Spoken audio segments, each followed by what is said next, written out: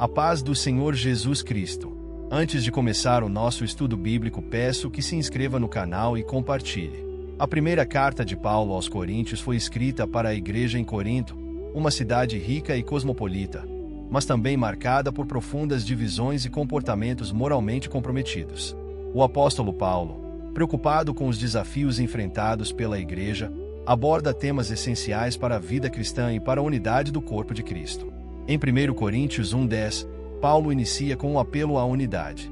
Rogo-vos, irmãos, pelo nome de nosso Senhor Jesus Cristo, que faleis todos a mesma coisa e que não haja entre vós divisões. Antes, sejais unidos, em um mesmo pensamento e em um mesmo parecer. Ele percebe que a igreja estava dividida em grupos que seguiam líderes diferentes: Paulo, Apolo, Cefas e até Cristo.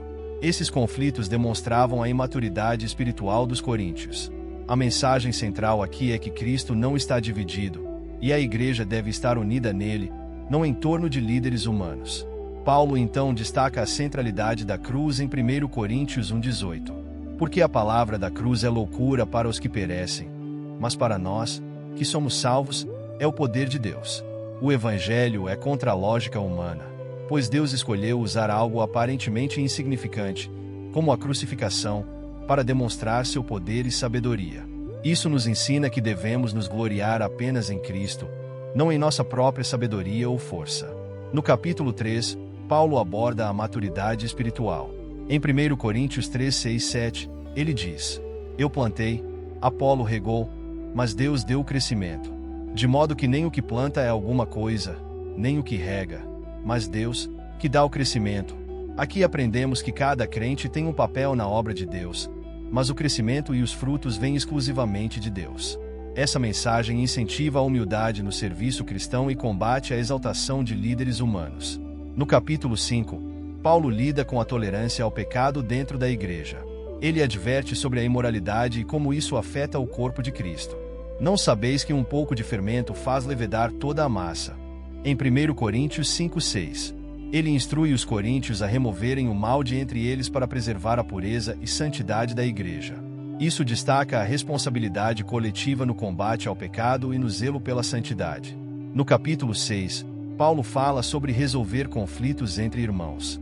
Em 1 Coríntios 6:1, ele questiona: Ousa algum de vós, tendo questão contra outro, ir a juízo perante os injustos e não perante os santos?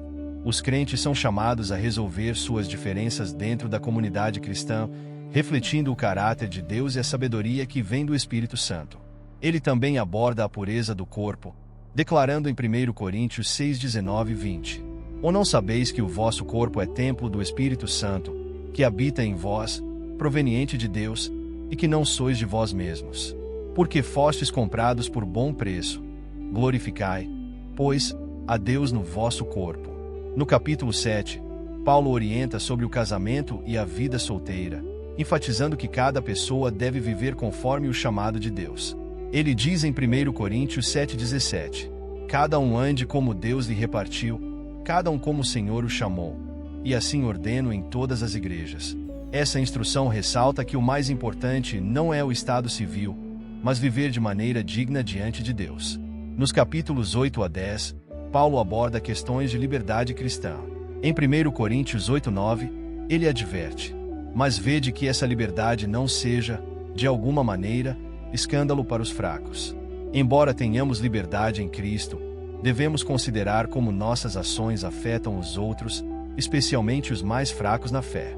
Paulo conclui esse ensino com um exemplo prático de sua própria vida em 1 Coríntios 9:22. Fiz-me fraco para com os fracos, para ganhar os fracos. Fiz-me tudo para todos, para, por todos os meios, chegar a salvar alguns. No capítulo 11, Paulo aborda a ceia do Senhor. Ele corrige abusos e ensina a abordagem correta, dizendo em 1 Coríntios 11:28: Examine-se, pois, o homem a si mesmo, e assim coma deste pão e beba deste cálice. A ceia do Senhor é um momento de reflexão e unidade, onde os crentes devem lembrar do sacrifício de Cristo e viver em comunhão uns com os outros.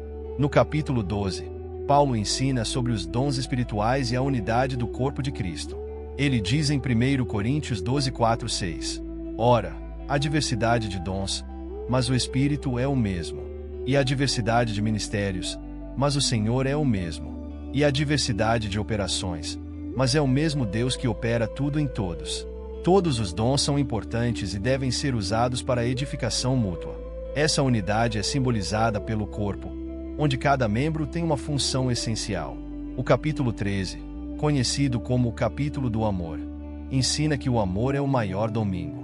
Paulo declara em 1 Coríntios 13:13: Agora, pois, permanecem a fé, a esperança e o amor, estes três.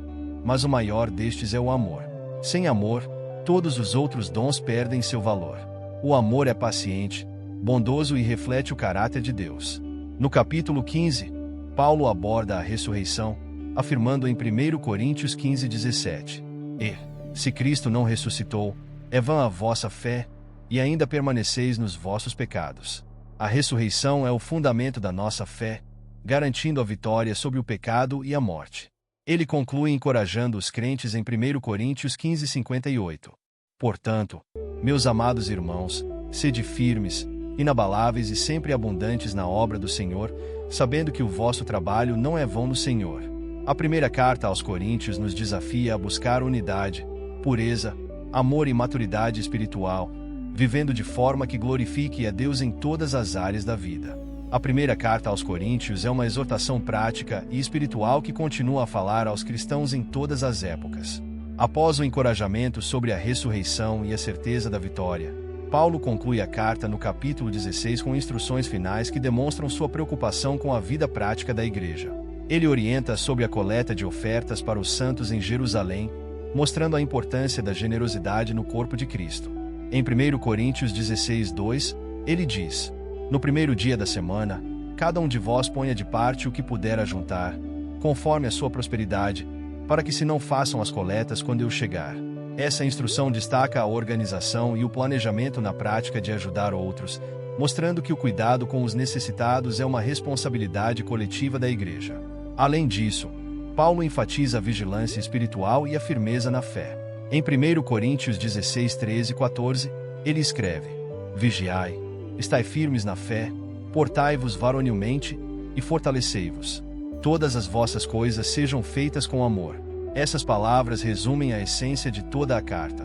Uma vida cristã fundamentada na fé, coragem, perseverança e, acima de tudo, no amor.